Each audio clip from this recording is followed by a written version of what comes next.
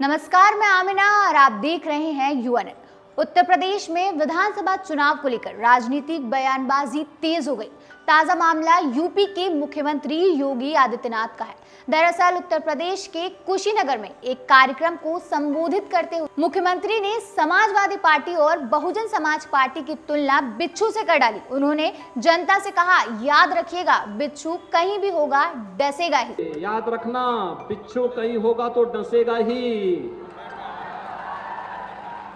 सावधान होकर के आपसे यही कहने के लिए आया हूं। मुख्यमंत्री ने समाजवादी पार्टी के प्रमुख का नाम लिए बिना कहा कि अब्बाजान कहने वाले गरीबों की नौकरी पर डाका डालते थे। पूरा परिवार झोला लेकर वसूली के लिए निकल पड़ता था।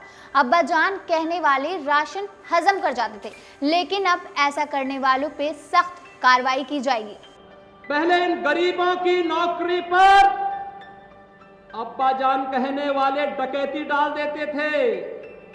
पूरा परिवार झोला लेके निकल पड़ता था और झोला लेकर के वसूली में लगता था। लेखपाल की नौकरी निकली तो एक परिवार के लोग, एक खानदान निकल पड़ता था वसूली करने के लिए। 7 लाख, 8 लाख, 10 लाख रुपया दो, और फिर किसी भी योग्य व्यक्ति का सिलेक्शन नहीं होता था।